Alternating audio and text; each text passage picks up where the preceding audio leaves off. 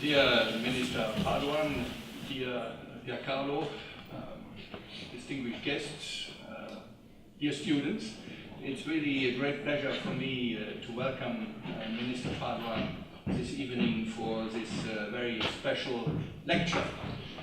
It is a pleasure, it is an honor, I would even say above all it's really a great personal pleasure, because when I started to teach at this college in 1991, you were already there as a professor of the college. And I heard... By a few months. Yeah, but I heard during my first year so many positive comments on Professor Padoan, students being delighted, the assistant who worked with you, Patricia Prode, you will remember her, who has now made a career in the commission, also saying that you were the professor she liked most amongst all the professors in the department. So you quickly became a legend at the college in terms of not only the substance of your teaching, but also accessibility towards the student and really stimulating the debate.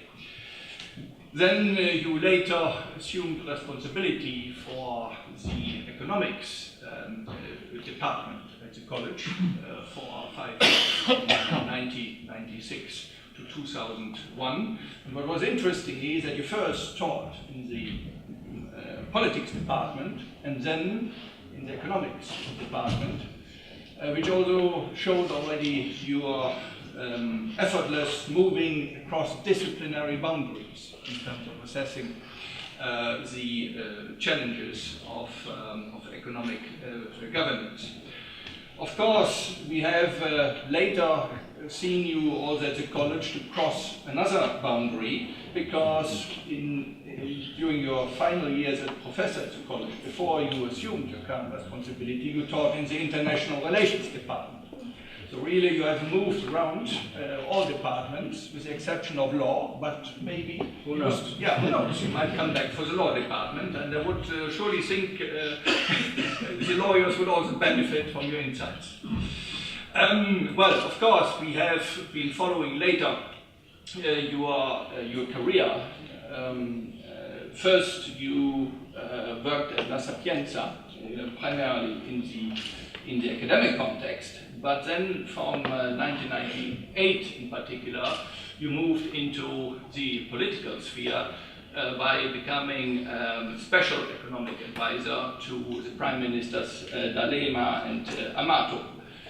You moved then to the sphere of international organizations by actually becoming an executive director in the IMF, and later Deputy Secretary General in the OECD, and at the same time Chief Economist.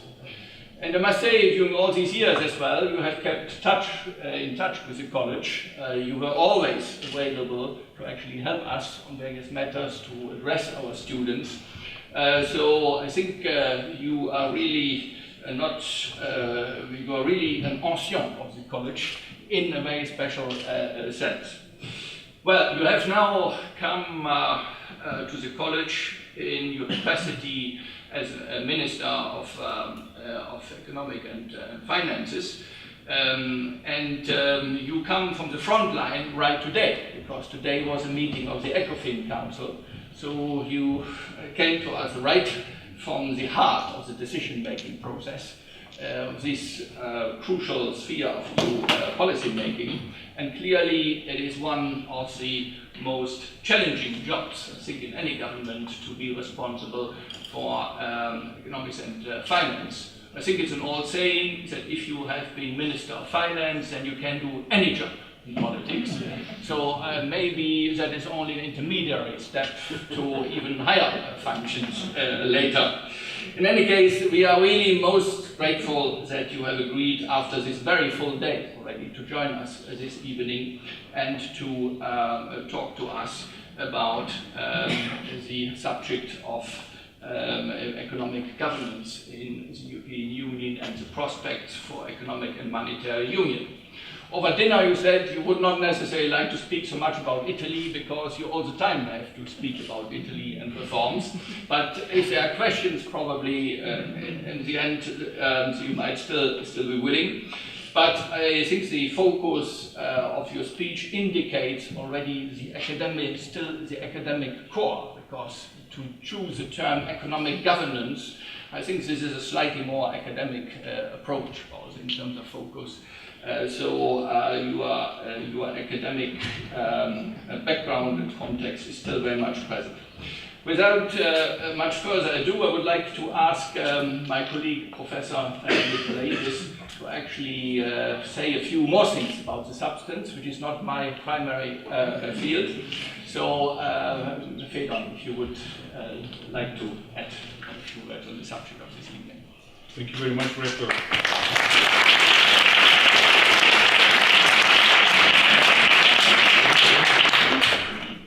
It's of course also my pleasure to welcome Mr. Padoan back to the college. It so happens that there is another former director of the economics department who is sitting in the audience. So that's a very unusual occurrence, I would say. But the subject for tonight is the economic governance after the crisis.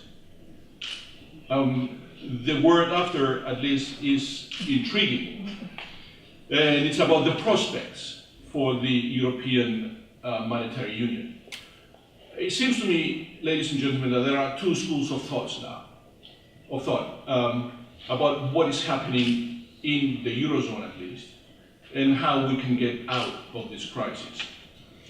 There is a school of thought that says, well, austerity has killed aggregate demand. Forget about austerity, it's not working. We need to get people spending, we need to get companies spending, we need to stimulate demand. That's one school of thought. I don't think I'm revealing any secrets if I said that is the perhaps southern school of thought. And of course there is exactly the opposite, which says that, well, that may be true today, but we will not get out of trouble because that won't solve our problem.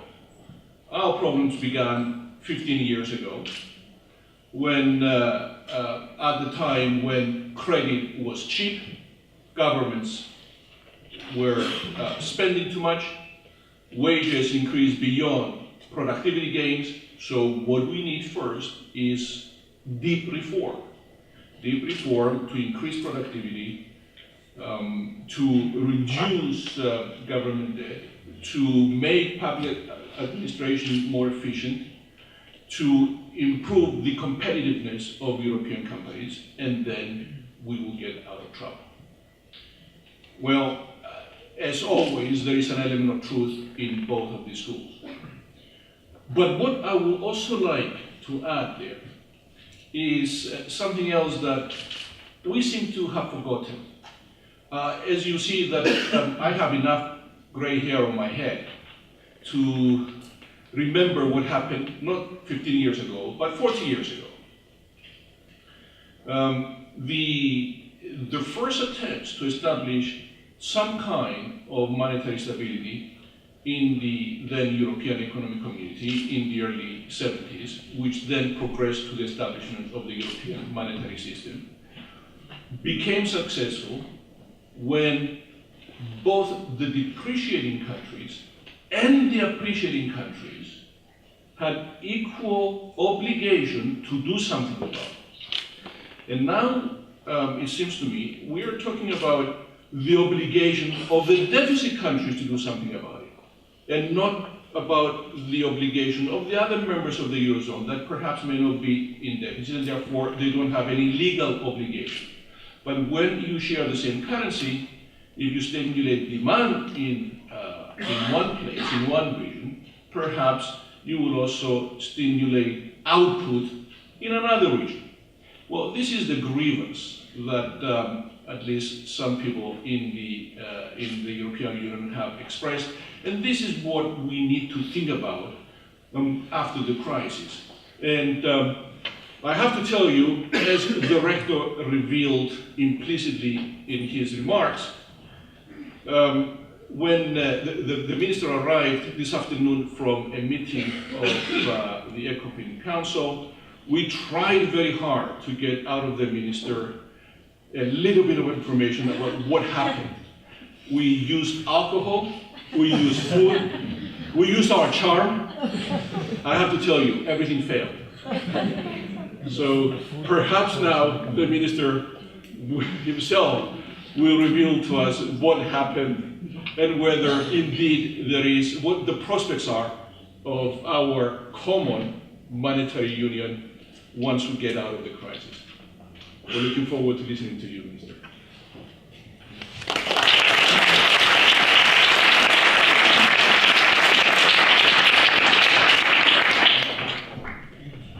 Dear Jorg, ladies and gentlemen, students, I guess I can hardly share with you the sentiment of emotion I have with me tonight, being back at the college after such a long period of teaching and sharing experiences and talking about European integration in the several departments I crossed my academic life here in this place. What I would like to share with you tonight is not yet another description of the crisis, which my colleague just so brilliantly summarized, but share with you what additional elements I've learned must be put in place in order to overcome the crisis based on my 1-year experience in the new job I happen to be at this time. Let me say before I start that I'm also very, very pleased that this year's promotion is dedicated to the memory of Giovanni Falcone and Paolo Borsellino, two heroic Italian prosecutors and martyrs of the fight against organized crime. The extraordinary work of these two men of integrity, who paid with their lives a staunch refusal to the myth of the invincibility of the mafia, marked a turning point in the opposition between institutions and organized crime. I think we must all be proud of them. Paolo Borsellino used to say, "Those who are afraid to die, die twice. Those who are not afraid, die once." The story of Falcone and Borsellino, which should be remembered as a model that inspires actions and work, is in fact not only a symbol of courage and freedom, but also of trust in the institutions which they worked and believed in. I have taken this point because this is exactly the point I like to share with you in my remarks, and introduce a key element in the understanding of how Europe works and should work and hopefully will make progress in working, and this is trust. The issue of trust is, in my experience, at the center of European problems. The euro area crisis broke out more or less in 2010, when the consequences of the financial crisis originated in the United States took the specific forms they had actually taken in the EMU member states, where not so much private debt but public debt and interaction with banking exposure unveiled deep fragilities. Deep fragilities in the economies of the member states of EMU, but also in the institutions. So we, with the benefit of hindsight, you can go back to that time and understand that economic and monetary union in 2010 entered a phase in which the risk of reverting into economic and monetary disunion became quite clear. Conflicting interests within national borders and across countries began to call in question the project of European integration, as never had happened before. I guess we all go back to those years and quickly remember that one of the topics of discussion was, if EMU collapses, collapse will not stop at a single currency. It may involve all other layers of European construction. And why is that? Is it because money is so powerful? No, one conclusion I've come to reach today is that because the forces of disintegration which were most visible in the crisis of the single currency were actually about something deeper, about being together and trusting each other. So This has manifested itself immediately after the breakout of the crisis and throughout the crucial years of 2011 and 2012.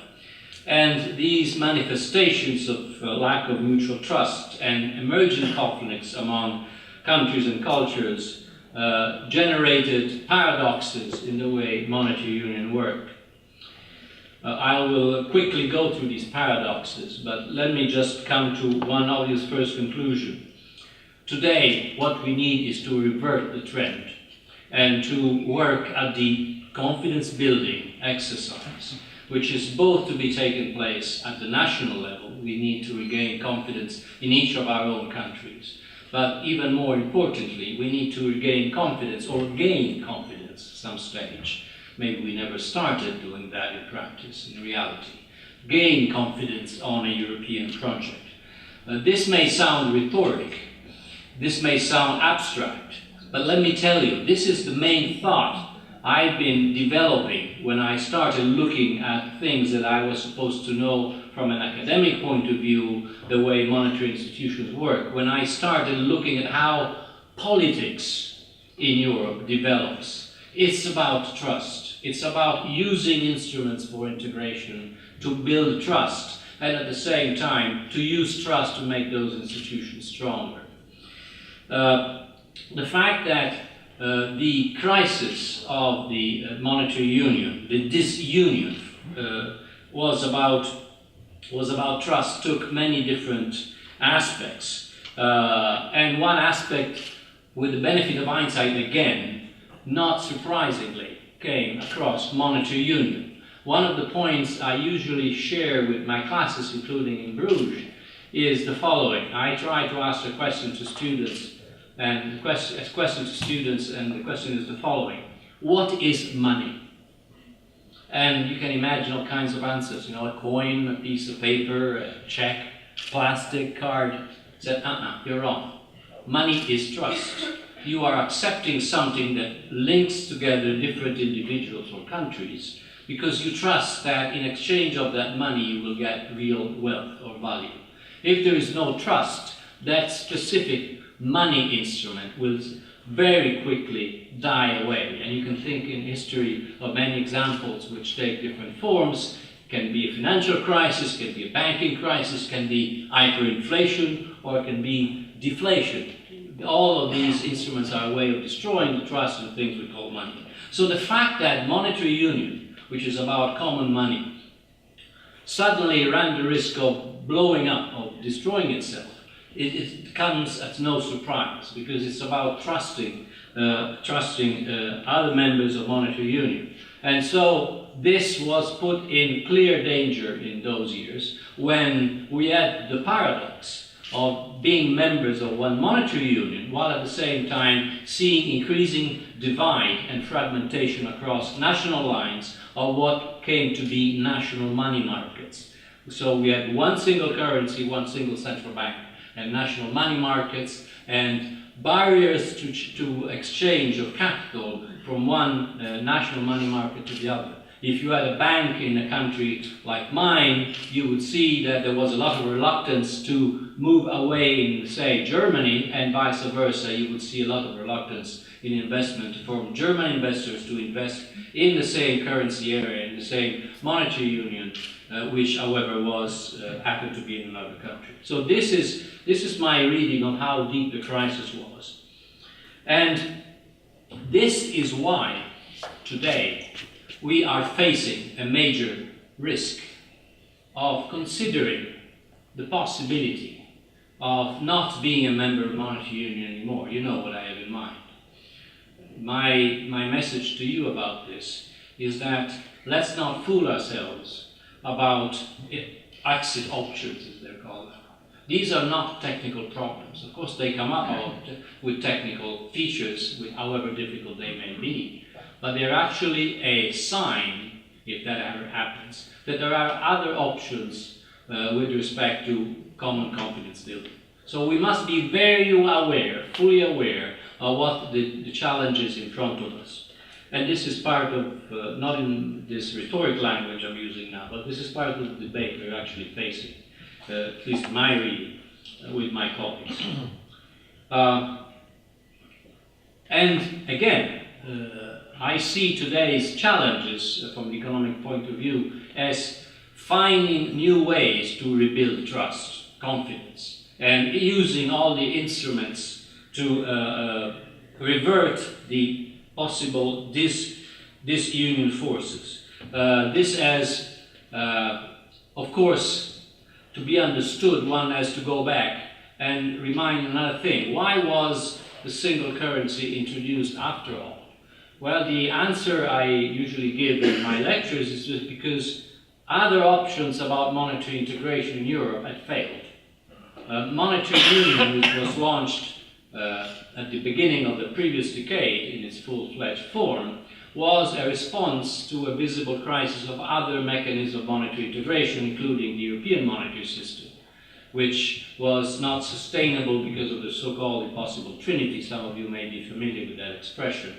You cannot have fixed exchange rates, full capital mobility, and independent monetary policy at the same time. So you must give up something, and Europeans decided to give up fixed exchange rates to have one monetary union and full capital mobility.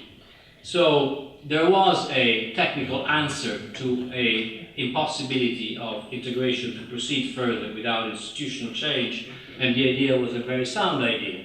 The point is that once you put countries in one single currency and you share money, then you must share trust. Otherwise it doesn't work. And so what is the challenge now? The challenge now is to do the reverse of this union and to bring in the notion of mutualization. Mutualization is a general notion, is the way I understand it, is that it's putting in common, sharing wealth, resources, efforts. Sharing does not mean adding. I don't have in mind the fact that you add resources coming from 1, 2, 3 N countries into a common pool. Mutualization is about saying that the common pool is really common. So once we have a common pool, anyone who is a member of the club is entitled to access those resources. And this is about mutualization. And when will I be available and willing to share fully resources according to the needs? When I have full trust in the other members of the club. If I do not have full trust in the other members of the club, I will not agree in sharing resources, because I would say, this is mine, this belongs to my taxpayers, this belongs to my budget, it's not yours. This is a very legitimate position, but this is incompatible with monetary union. So let's be very clear. So the point is, can we today, from a political point of view, rebuild trust building by moving towards mutualization? Again, you can think of many concrete examples of how that takes place. And indeed, if one looks back at the response to the 2010 crisis, one sees that mutualization has made much more progress than we tend to think. Banking union is a very important example. We did not have anything such as banking union 5 years ago. We did not even think about having a banking union. And we decided that in order to challenge at the roots the problems of the negative interaction between balance sheets of banks and public debt, we needed to build common institutions. And there are examples of mutualization which are already in place. So one thing I like to make it clear, it's not that mutualization is in day one. It's already progressed in some areas. However, there are clear obstacles to that when the evidence of mutualization comes too strongly. Again, the case of banking unions is telling. Banking union requires a single supervisory mechanism, a single banking resolution mechanism, and it requires a third element which is not there, and which is a single deposit insurance mechanism.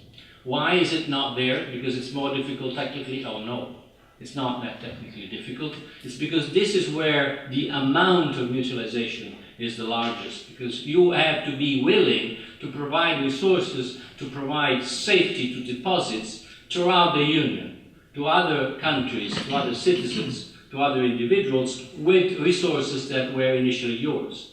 And there are cases in which this is codified, even in the process of building up. One example is the Single Resolution Fund, which is an instrument which is put at the disposal of banks which need resources to deal with crisis. And we in ECOFIN, we have envisaged a very complicated system which allows a very gradual and slow process through which resources initially come from national sources, national banks, and eventually graduate to becoming European resources after 8 years. Because in the meantime, I may wish to withdraw, and I'm not sure I trust you in the next 5 to 6 months. So I will concede that we will need to mutualize resources, but I will do it slowly. Another example. The ECB has launched a very powerful action, which is QE. I think it's very powerful and it's very appropriate. One of the issues that was discussed is to what amount should QE be mutualized, meaning that the amount of monetary support should not be allocated to national central banks, but should be allocated to the system as a whole. Only up to 20%. This is another form of the fact that there is a contradiction here. We feel that there is a need for mutualization, but we're not clear enough about how far we want to go. We're not fully convinced that we should go. So this is a couple of examples that, to me, imply that we know where we need to go, but we are not prepared to do it. And I have a bunch of other examples about mutualization, which not necessarily needs to take the form of monetary or banking mechanism. On the macroeconomic side, a very well-known problem with macroeconomics of monetary union is that there is asymmetry in adjustment. Surplus countries face very little incentives to adjust, while deficit countries have a lot of pressure to adjust because of the fact that they're running out of resources. Well, this to me is also a sign that we're not mutualizing enough the macroeconomic dimension. In a fully mutualized macroeconomic dimension, there would be no question in saying, I'm adjusting, you're not adjusting. In a monetary union which works very well, such as the United States, this point simply does not hold. There are redistribution mechanisms because there is one mechanism. Here, in this case, we're still looking at different national mechanisms. And then there are other cases. One other example, which is relatively recent in the economic policy debate in Europe, is the role that structural reforms can play. Structural reforms are seen often as a purely national phenomenon. This is wrong. In a highly integrated area, what I do in my country has an impact on my neighbor, simply because of neighborhood and size. If a country reforms the labor market, then this is an impact on output, employment, and therefore what happens to the neighbor. Then what is the mutualization element there?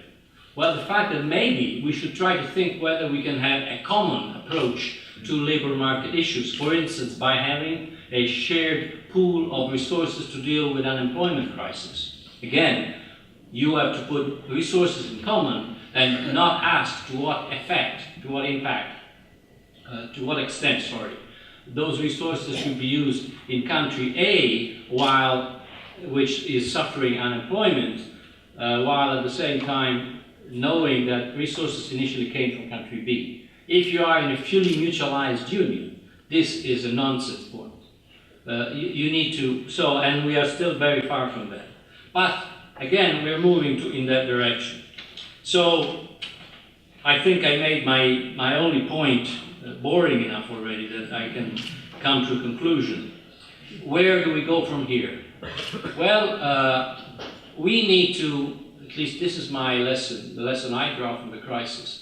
The crisis of monetary union, to me, has generated two lessons for analysis. One lesson is, if you wish, purely economic or macroeconomic. And the lesson is that we thought, when we conceived the notion of monetary union, that all that was needed for monetary union to work was fiscal discipline.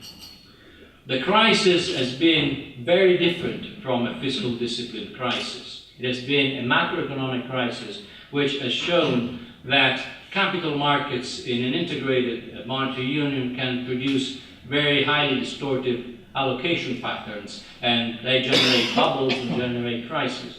So we have discovered a macroeconomic dimension in monetary union. Fine. This is something that we can accept, not necessarily being directly involved in government. But my experience, and maybe this is just my own experience, is that even if we agree on the analysis, which is not always the case, sometimes we disagree with the analysis, even if we agree with the analysis, then to implement the solution, we need to bring something else to the table, and that again is trust. I can have a piecemeal approach to crisis by saying country X has problems, it's up to country X to solve the problems.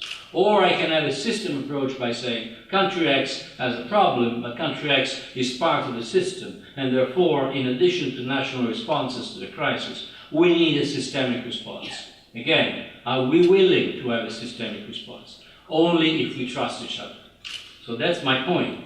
And let me conclude with perhaps an obvious implication of my emphasis on the need to build trust and need to push mutualization further. I have not mentioned one word or one concept which has been very much in the policy debate recently, and it's now fading away. And that concept relates to possibly the utmost dimension of mutualization in economic policy, which is fiscal mutualization.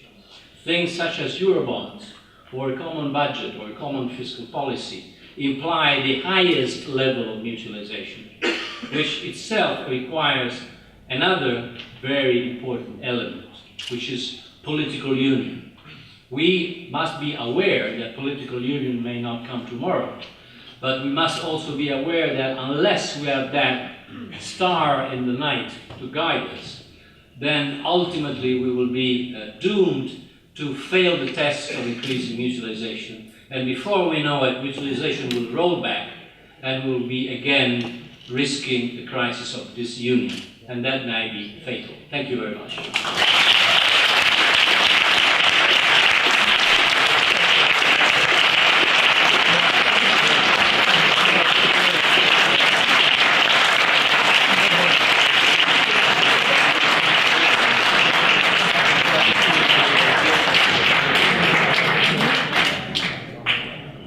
Very much. The minister has kept his speech fairly short, I think, because he would like to give you the chance to ask questions. If you see, the timetable says we have until 10 o'clock, but I think, due to the fact that the minister has been in a meeting the whole day, perhaps we should let him go before 10. Therefore, we have a few minutes for questions and very much hope answers. Do my best. Yes, yes, sir. Dear Minister, my name is Alexander Jacobs. I'm from the Economics Department. Wait for the mic. Wait a second. Good evening, Minister. My name is Alexander Jacobs. I'm from the Economics Department. And I just have one brief question. I totally agree with your discourse about we have to increase trust, and increased trust will lead to more mutualization, which will lead in turn again to more trust, and hence it allow us to continue this project of the European Union. However, I have the feeling that before we can talk about increasing mutualization, we have to reach a minimum level of trust again. And at the current moment where we have certain governments or certain representative of governments criticizing or scapegoating the European Union instead of describing it as a project they wish to adhere to, and at the same time where we had 5 years ago 28 countries agreeing to have stricter budget rules, now only 5 years later they're already trying to find ways how to get around these stricter budget rules. I'm asking myself, how can the people believe in the European Union as a project if what governments keep telling them that they should not believe in this? Take one at a time. Yes. Short questions are always the nasty ones, right? I see the point, and your point is a very well respected point in the policy debate, so I fully respect it. And let me try to first of all, to make explicit one point, which is implicit in what you said, that one way of building trust, some would say the only way of building trust, is to have rules and to stick to the rules. I will trust you, not because I have a personal knowledge of who you are, or maybe I don't even know who you are, but I will trust you if I see that you respect rules we have all agreed to share. That's the mechanism, which I think is a very basic message. And I think this message is very strong, and I agree with the message. Now, the point is, if we recognize that rules are counterproductive, should we continue to go by the rules to build trust, or should we altogether try to understand to what extent we can not modify the rules, but given to translate it into very specific policy implications, to interpret the rules? This is very much one policy debate which has produced, by the way, the communication on flexibility that the Commission has recently produced. The way I read that communication is the following. The way the Stability and Growth Pact is operating today has to be integrated by two other policy dimensions which are essential. Structural reforms and investment. So the communication on flexibility is not about breaching the 3%. It's about asking on a broad base what a country is doing in terms of improving its economic performance. And I very much agree with the spirit of the communication on flexibility for a number of reasons, one of which being that the emphasis on investment and the emphasis on structural reforms has been very much on the agenda of the Italian semester. So I could not agree more. If Europe, quote unquote, comes up with indications on how to adapt the rules to a very different environment from the one in which these rules were designed. The rules of the Stability and Growth Pact were designed having in mind two key elements. This at least is my reading of those rules. One element is that in monetary union there would never be a real problem of recession, depression, or financial crisis, but more or less growth will be available, number one. And number two, in this environment, if imbalances were to emerge, they would ultimately not only being determined by fiscal undiscipline. So the rules have to do with fiscal discipline, which is a key element of the situation. Now, the big recession, the Great Recession following the financial crisis of 2008, has shown that the situation is more complex. So, to finish a long answer to your short and sharp question is, I fully agree that one way of building trust, possibly the most important way, is to see whether or not you go by the rules. However, at the same time, especially in this phase of building institutions, we must admit that rules may have to be changed because they were conceived for a totally different world. So this is the dilemma, because if I say the rules should be changed, your reaction would be, you say the rules are wrong because you're not sticking to the rules, so I cannot trust you, and therefore I will not embark in a discussion about the new rules with you. And so there is no change in the rules. So the point is, are we prepared to build trust and at the same time recognize that we must introduce some elements that take into account the new environment through the flexibility communication of the Commission?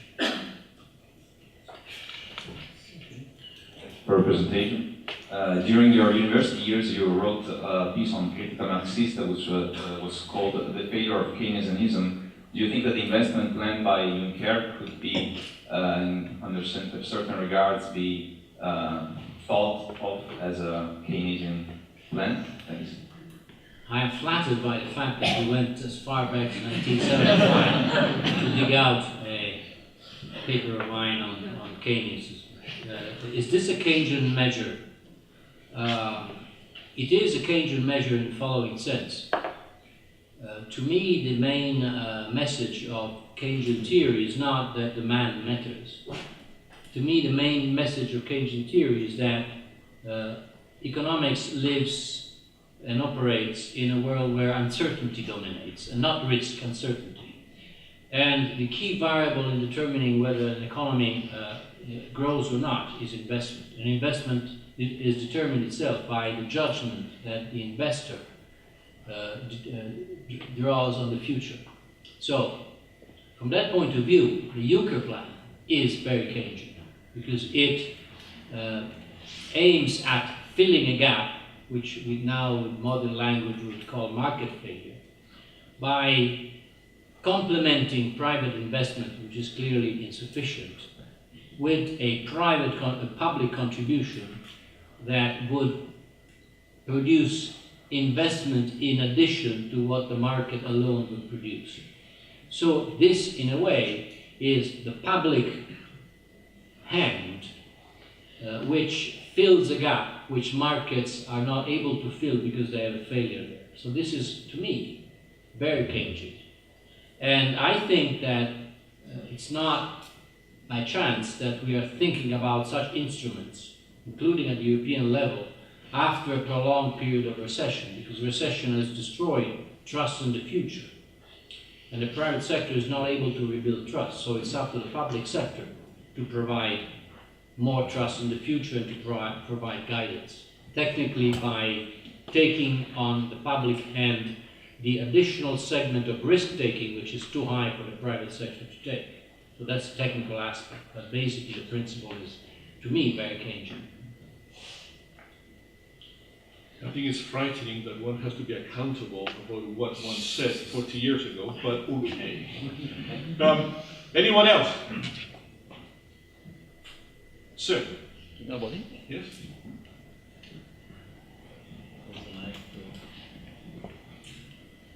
Michael. Michael Zwick. Michael Zwick. Right, okay. And as well, alumni of the college, Adenauer promotion 68-69. And 35 years in the commission concerning the subject. So my question is really, as you said, we need to reconstruct trust by rules. The Maastricht Treaty decided about economic and monetary union.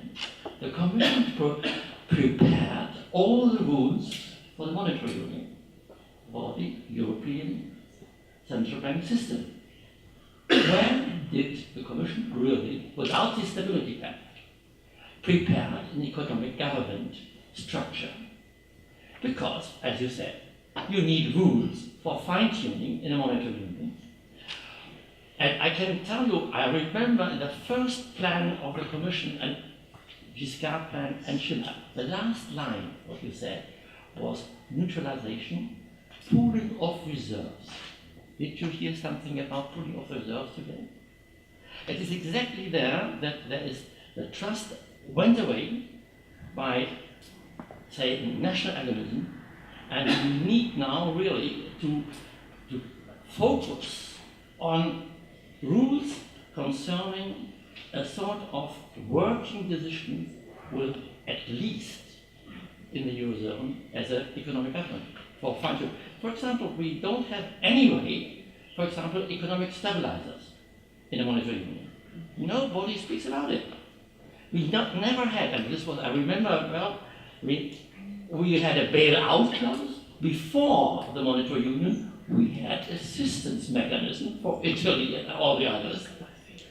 After the monetary union, you had no assistance. You needed all the new, agreements. So, do you think that around the idea of trust, there could be this focusing and concentrating on the Eurozone, on creating a more stable infrastructure, as you said, decision-making, which decides, not letting the market run away. Are you referring to a new governance structure?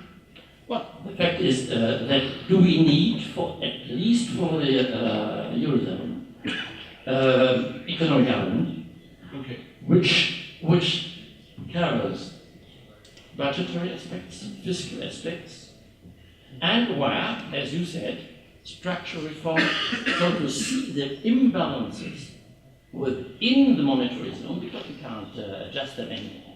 So we need some mechanism or fine-tuning cohesion policy, even then social policies. All right. And I ask very often the Germans, where is the soziale Marktwirtschaft in Europe for you? My long answer is yes. we need to, my point is that we need many things, but the key issue is let's agree on the direction of change. We have produced a huge amount of change right after the crisis, under the pressure of the crisis. Banking union would have been unthinkable only a few years back. And now we realize that we need to do more. You mentioned what I translate as being an unemployment mechanism, and this is something that I think is very demanding, especially when we recognize that labor markets play a large part in adjustment in monetary union. So there should be a common approach and common sources. But then we move on to the fiscal domain, where lots of things have been said, and for a time now apparently it's politically incorrect or unpolite to mention the word Eurobonds, but I remember that at some stage Eurobonds were very much under debate. But again, this is typically mutualizing many things, the debt, investment projects, or whatever. The message I want to share with you is very simple. We need that common ingredient in all the technically different policy tools that we need to build, but they all require one ingredient. It's like basic, it's like the basics, like having salt or water when you cook. You need that for almost all dishes. So you need trust, and trust can be destroyed very rapidly, and the crisis has destroyed trust very, very rapidly up to a point of blowing up monetary union. So where do we get from here? Where do we go from here? This is a message. I guess all the rest I fully agree with. Yes, thank you for coming. So, as far as I understood, you like short and nasty question. So I will try to make you a very short and nasty question. So, okay, we had there is one debate during the last month about the possibility that Greece can actually get out of the monetary union. So, what is the possibility to see actually Greece outside of the European monetary union? What is the possibility? Is there any chance that Greece will get out of the Eurozone? Well, I said one thing, that if there is an exit option, this would signal that there is such an option. I'm stating the obvious, but it's not so obvious. And which means that if there is an option, that option could be extended to other members. And most of all, the monetary union is not irreversible. So, I personally think Greece will not exist. I certainly, from my government responsibility point of view, will do all I can to keep a strong Greece within monetary union, because that's in the interest of Greece and in the interest of Europe. However, I cannot predict the future. In spite of being an economist, I cannot predict the future. If that happens, we must be very conscious of the fact that this would be a different world, because there are new options in the world which were not considered as realistic before.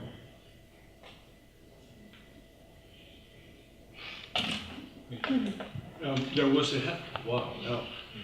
1, 2, 3, the way I saw it at least. I have a question regarding the main point. Trust is the biggest issue according to you. If you're talking about mutualization, then trust means moral hazard, and there have been a lot of proposals out there which actually correct for the moral hazard. When you're talking about Eurobonds, there have been proposals about blue bonds and red bonds up to 60% of debt to GDP, which would correct for this. There are many proposals out there to have automatic stabilizing without redistribution on the long term. So there is systems to avoid even thinking about moral hazard. So what would then be the biggest issue if we can correct for the lack of trust? You mentioned moral hazard, you're very right. Of course, when you look at mutualization issues, you have to look both at moral hazard and risk sharing. The two dimensions coexist in the same environment and in the same response. You're also very right in saying, let me translate what I understood, that there are technical solutions to the problem of how to deal with moral hazard, because you redesign the incentive set. So it's not a technical problem. The problem is that in some cases, even if there is a technical solution, there is no political willingness to explore it. And you can always come up with a counter-argument that says your technical solution is flawed. And of course, since you never know that it's flawed until you test it, there's no willingness to go and test it. So I am encouraged by the fact that we can understand technically what moral hazard generates and what incentives generate solutions that reinforce or weaken mutualization. But the point is that when you come to the implementation, then this is my experience, there is a lot of resistance, which has nothing to do with technical solutions. It has to do with the fact that there is basically not enough trust to try and test the solution together. You, sir, you had your hand up? No? Right. David.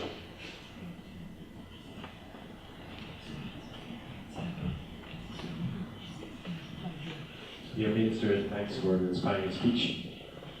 Two questions. The first, very quick. If you can confirm that today Italy, together with other countries and other member states, has decided to chip in additional funds to the Juncker plan, and if you can tell us about the amounts. Secondly, a few weeks ago we heard here at the college a speech by Westphal, Director for European Policy at the German Finance Ministry. And basically, he was outlining some prospects as well for the European Monetary Union. And he was asking for additional and stronger coordination within the European Commission. So not only among the member states, but within the European Commission across Director General. So I'm asking you, what would you ask to the Commission itself after all the implementations of new governance tools that are now in place, if you see additional changes to be implemented? Yes. First of all, I think it's in our public domain that Italy has announced that it will contribute to its national promotional bank, Cassa Depositi e Prestiti, with 8 billion euros to the Juncker plan, matching the same amounts already announced by Germany and France. And also Spain, which has committed for a smaller amount, but still considerable. So this is, I think, a very important contribution, and possibly also related to confidence building. We have confidence in the common project. What should the Commission do? A lot of things. The agenda is very, very large. I have not spoken about the quote-unquote real economy, if only marginally, but if I were to say what are the priorities going forward, I would say priorities are related to a no-fashion key policy of Europe, which is the single market. The single market is largely unexploited. We need to move forward, and the agenda is quite obvious. I'm not discovering anything. It's the digital economy, energy, infrastructure, all these things have to do with the real economy, and the fact that we have a Juncker instrument and that we have a priority on structural reforms says that now Europe is also looking at, beyond the financial crisis, at growth and jobs, and this is very welcome. So I would simply say it's not up to me to decide what the structure of the Commission has to do, politically speaking. This is where I would send my recommendation. Okay. Yeah. Let me give the floor to somebody else first, and then I come back to you. Thank you, Minister. I would like to ask, why do you see the political union as the end point? Because if we're talking about trust, I think it's not only within governments, between governments, but also within countries. And I think that a way to really build trust over the European project is actually to say that the goal is integration and mutualization. And sometimes this is not obvious in national debates.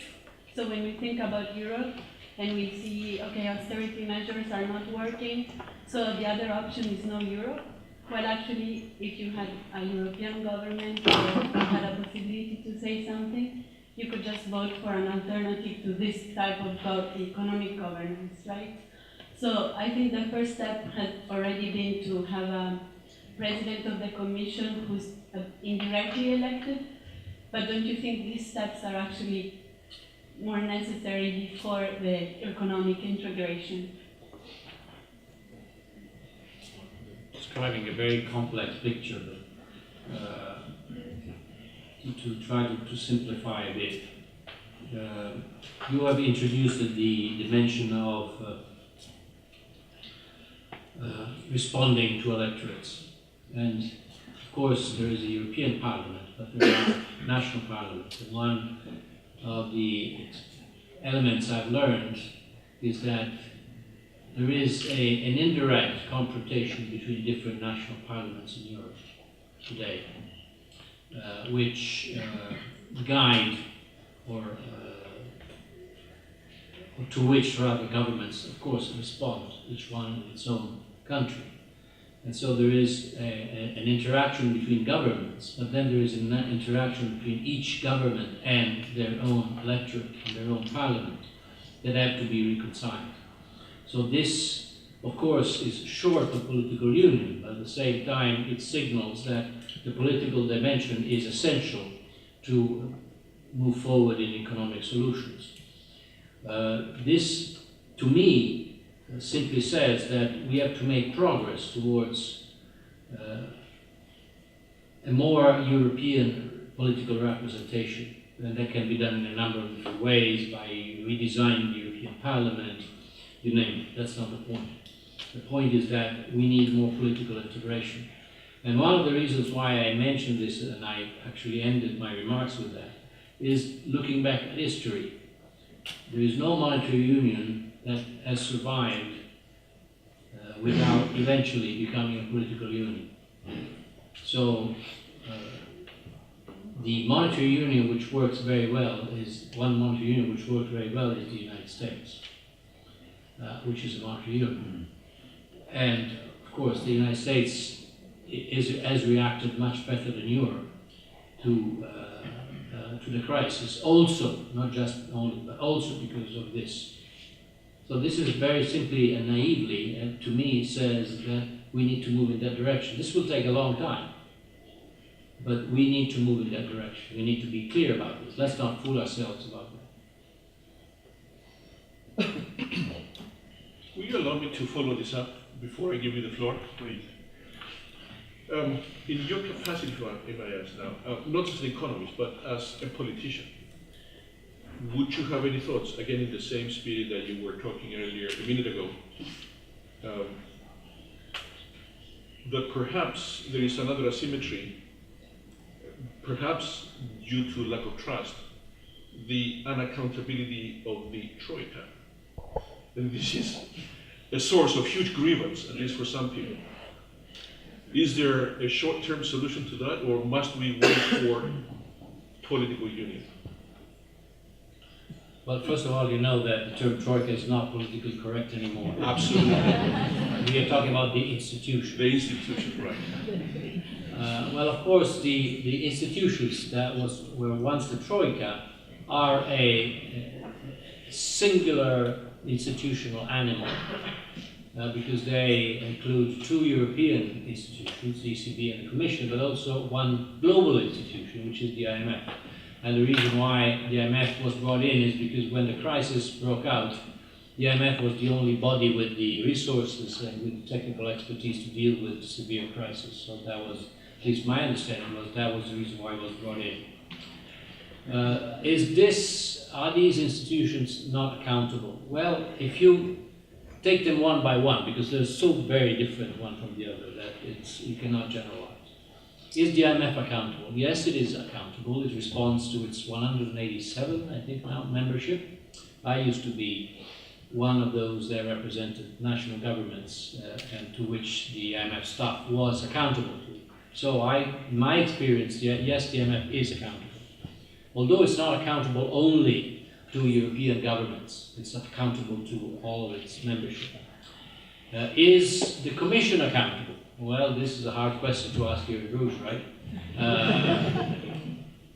The Commission, of course, as a political function and not just a technical function, so from that point of view, commissioners are accountable. They're appointed by governments. They represent governments and countries. So there is an accountability system. And finally, of course, the ECB. Is the ECB accountable? Well, it is accountable to the extent that a central bank is accountable. This is an old debate. To what extent are central banks accountable? They're not elected, they're appointed, they have a fixed term, they do not respond to electorates, but still, now they are also very much exposed. And especially the ECB is very much exposed because its board is made up of representatives from the 19 member states of the euro area plus the permanent members, so it's very much accountable to the governments. So my answer is the institutions are accountable. Is the group of institutions once known as Troika accountable? Well, yes, my answer is yes. The point is not whether this is accountable or not accountable, but whether we are able, we meaning not just the members of the Troika, to recognize that some mistakes have been made in designing and implementing some programs. And to be very fair, the first of the three institutions which recognize that some mistakes have been made has been the IMF.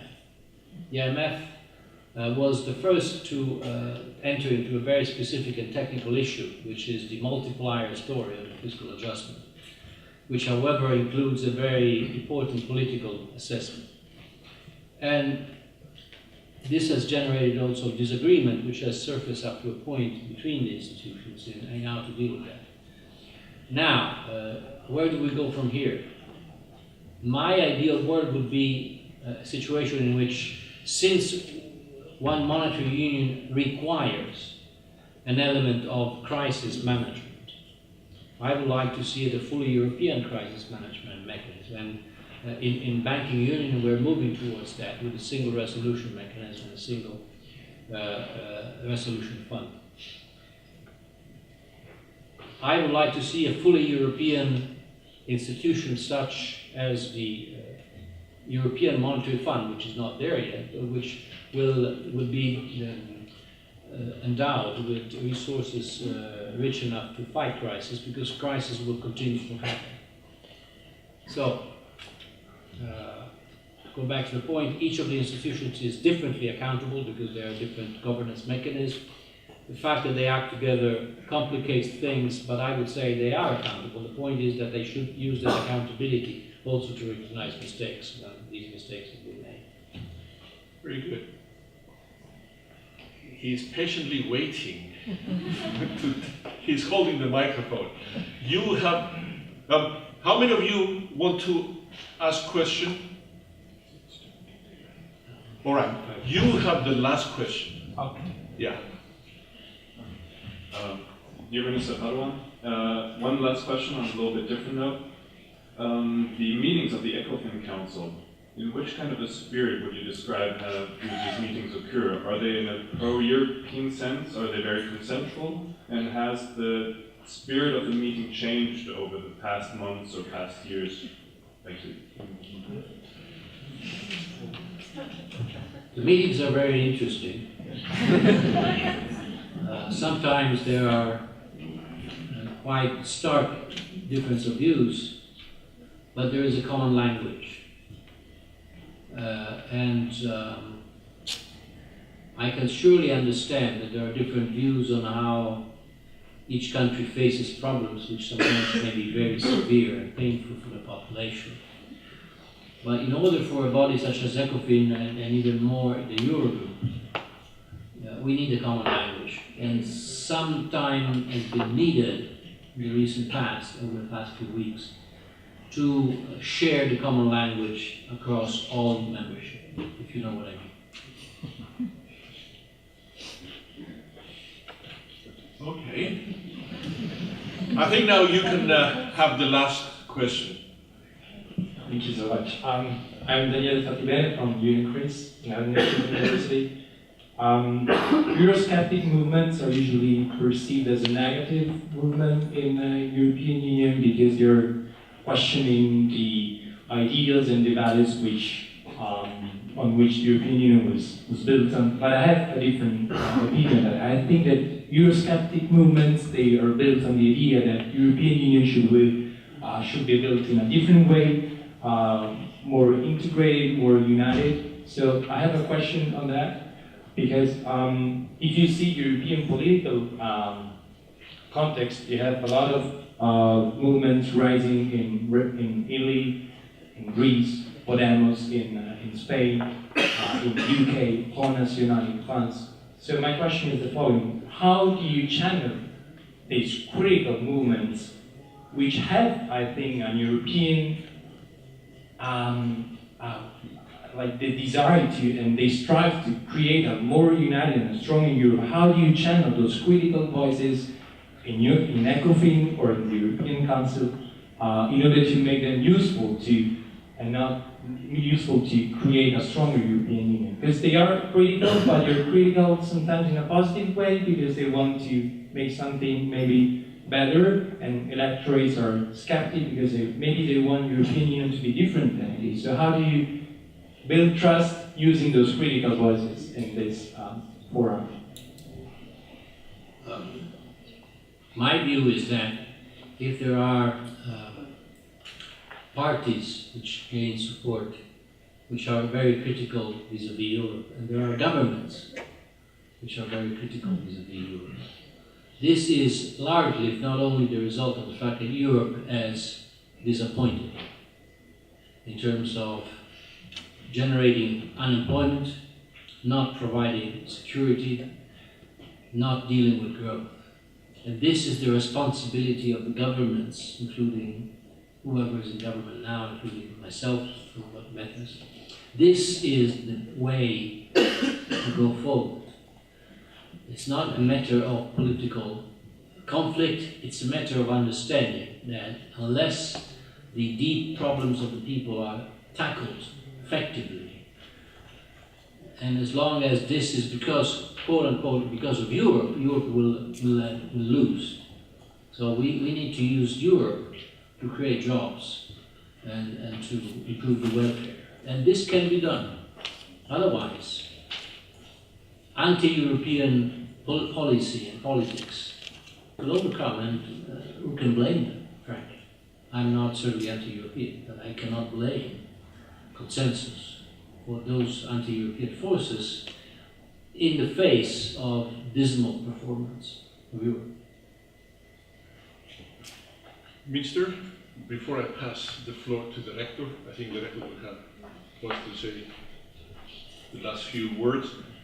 Thank you very much for taking time off to come speak to us. You shared many insights, many of your ideas with us. We are grateful. My department lost a professor but I can see now Europe one a competent operator. I wish you success in whatever reform you want to implement in your country and of course in Europe. Thank you very much. Thank you.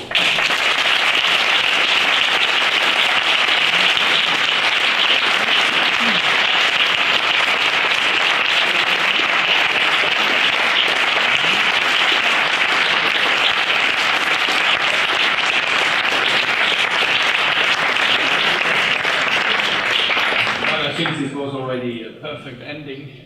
Many thanks to my colleague Fedon Nikalidis. It remains me only to thank you again for having come back to the college. As I said, you are too ancien for the college. You are always welcome back. Let me just give you a small token of our recognition, a paperweight of the college. Maybe it finds a way to your desk in Rome. And we wish you all the best for your challenging task, which you fulfill for the benefit of the Italian citizens, for the benefit of the European citizens at large. Thanks very much.